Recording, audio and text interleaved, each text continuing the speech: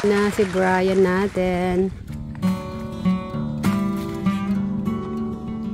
Kailangan kasi malinis na malinis po yan. Parang kailangan mabulok muna po yung mga ano nga ba yan? Tawag? Anong tawag dyan? Damo. Diba? Bago, ano, yung parang talagang putik na putik yan. Parang ganito yan, oh. Dapat, wait lang, pakita ko po. Dapat ganyan talaga. Doon po ay meron pang mga damo-damo po kasi. So, kailangan ay masira muna yan. Mabulok. Para yan, parang pataba na rin po kasi yan eh.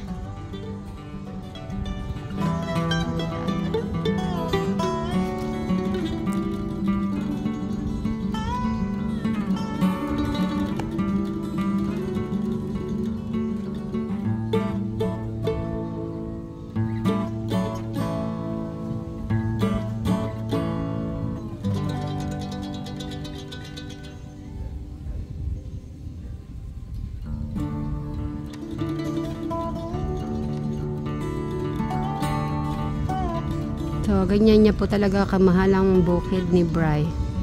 Sa ilang years pa naman eh. Talagang ito na talaga ang alam niyang trabaho. Kahit na pwede siya mag-ibang business. Pero yan talaga yung ano niya. Nasa kamay niya. Na alam niyang gawin. Natatakot po kasi siya mag-start tapos biglang hindi okay. So, iniisip niya malulugi. So, sayang lang naman po daw. So, sige, tignan natin kung yun muna ang gusto niya, diba? Kaysa ipipilit nyo po yung ibang business, tapos baka masayang lang, baka lalo lang po siya ma-stress sa ganung business. Ayan na lang muna natin kung anong nasa puso at isip niyang gustong gawin. Yan, katulad po itong bukid. Baka inahanap ng kanyang katawan din po kasi ito eh. So guys, hanggang bukas na lang po ulit. Bye! Tahan lang po natin si Tito Cesar.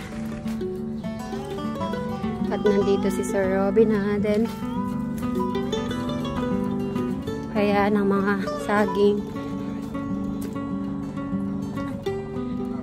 Tao po.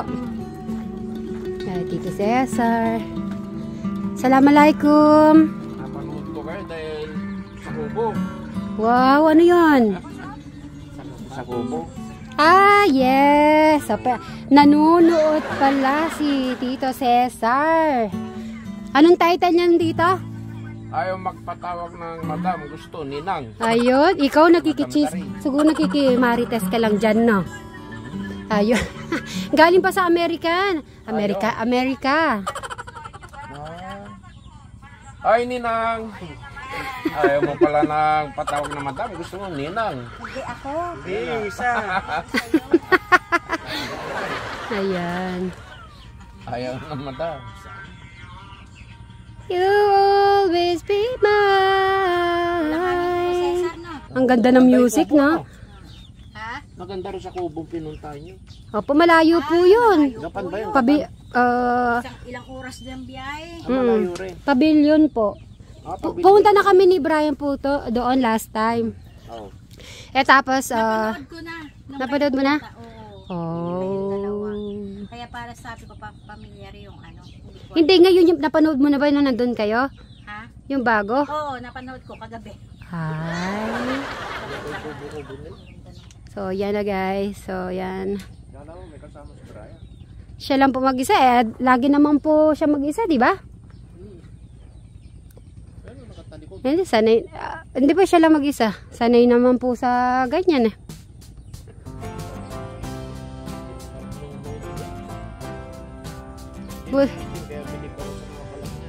Buti nga siya din nangingitim, no? Apo.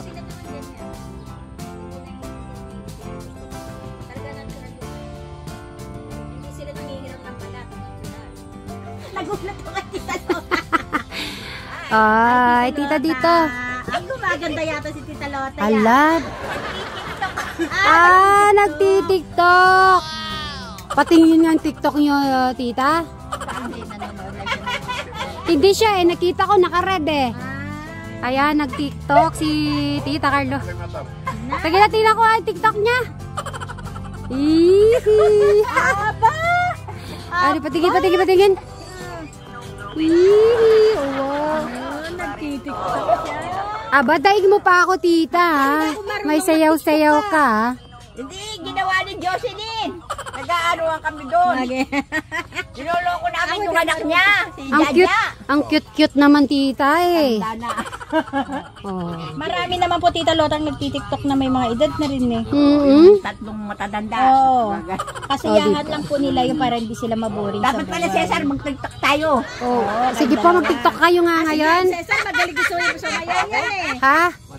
Ay, masakit daw pa. Kayong dalawa ni Madam Sharen. Sige na, kayong dalawa, mag-TikTok.